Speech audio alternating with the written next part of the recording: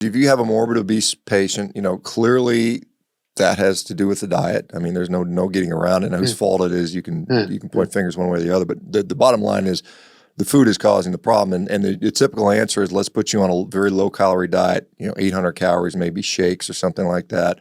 You starve them, and sometimes that works, but it's pretty miserable. So how is it working that they're eating to satiety, I guess, maybe, and losing weight? Are you seeing that? The thing is that you have to think about something that's can go on indefinitely, right?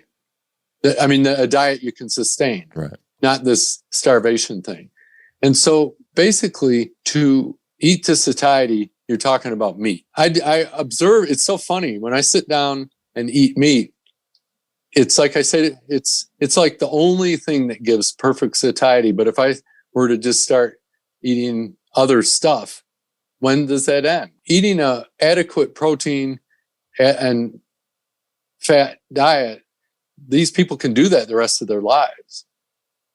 And we see that. I listen to testimonials quite a bit from your interviews just to keep me going, because there is so much negativity in medicine these days. Because I do have to cope with the sickness that's happened through COVID, both the increased metabolic syndrome. So that's the objective, the hockey sticking of BMIs in kids and the gestational diabetes, all that misery. And then you have the weird thinking that people have, magical thinking now.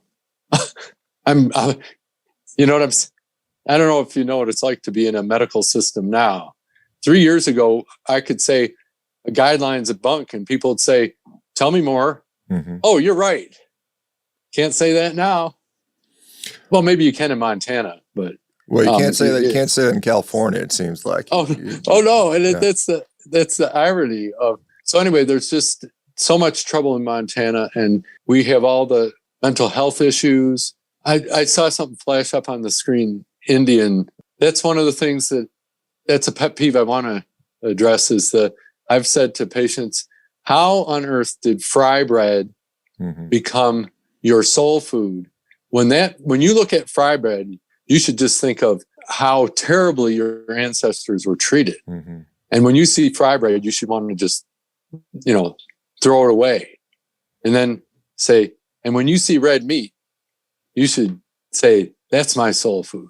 Yeah, for sure. Can't say if I got anywhere per se on that, other than I know it would solve a lot of the mental health issues on the reservation. And I think other docs have talked about that. So, I mean, I'm not the first one to say it's partly food, man. I spent several years in Gallup, New Mexico, moonlighting out there, and I would take care of a lot of people from a lot of the Navajo Nation there. And same issue. I mean, they were just eating the fry bread and eating the crap that they were forced on. If we go back 150 years, they go from Plains Indians eating, a red meat buffalo bison-based diet to stuck on a reservation, and here's your flour. Eat all of this flour and cheap stuff, and then that just decimated their population. And of course, the alcohol on top of that. So it is a real shame to see what was once a very proud, physically capable, imposing community turned into a lot of people with diabetes. I remember it was almost shocking to me to get a Native American patient that was not diabetic. I mean, they had such high diabetes, and I would see them as an orthopedic patient. Every one of them, they come with a broken this or that, and they all were diabetics. And I was like, this is insane how frequent it is. And so, yeah, it's kind of crazy to see that. There is, it's kind of funny we're talking about, there's an article came out, again, this is the Blue Zone, Dan Butner, blah, blah, blah.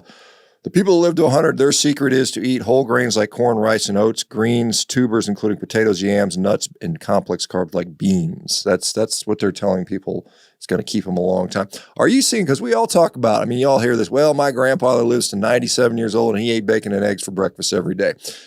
Are you still seeing those people, those old timers that are still that still have the habits from 50 years ago? Yes, but their kids aren't as healthy. Mm-hmm. So the guys my age, I'm in my 60s, not so healthy, And what I find, I've worked on it, but I haven't been really be able to verify this. Something from Laurel Keefe. She wrote the Vegetarian Myth, right? Yeah, I think. Yeah. She mentioned Cache Valley, Utah as being a blue zone. It's in northern Utah. There was incredible longevity, and that was all Mormon community or LDS or what and I lived there for 10 years, and it's nirvana, but it was from a agricultural standpoint, but it was super dairy. There was always the meat. They never went hungry, and they had incredible longevity. And this is a fun fact. I worked at Intermountain Healthcare for 2.5 years. And they had a hospital serving 100,000 people, and they didn't have a cath lab. Think about that. And those people were, you've heard of Cache Valley cheese. And I mean, it's a animal product heavy place.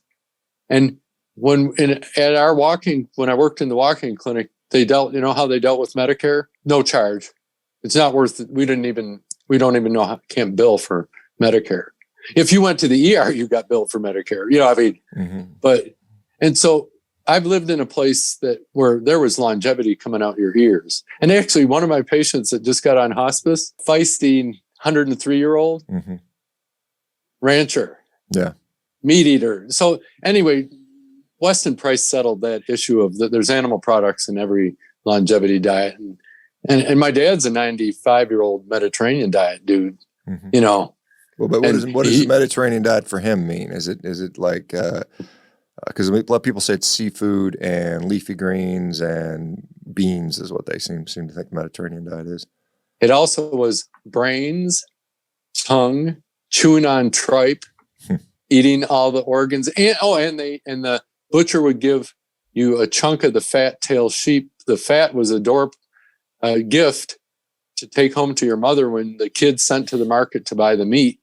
And my dad would say, you get the meat that's been hanging a while, you get more meat because it's drier, And the only thing that he used to say when I was a kid was, we cut up our meat. They didn't eat big chunks, but it was all the time. And the last time I talked to him on the phone, he goes, remember when we went shopping and we got all that beef? I had one of those sirloins or whatever, I'm going to marinate it up and have it for dinner tomorrow. So, and during COVID, we shipped him, we ordered him red meat to ship to him. So there you have it. And they had all the veggies and everything and all the fruit.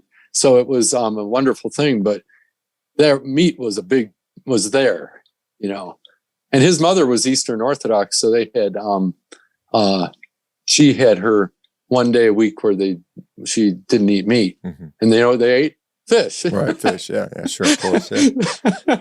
So, I mean, it's kind of, anyway, it's just interesting to see these old people with sharp minds. And then I have patients with dementia that are younger than me, which I'm not worried, but I test myself all the time. And it's like, oh yeah, I'm still taking in new information.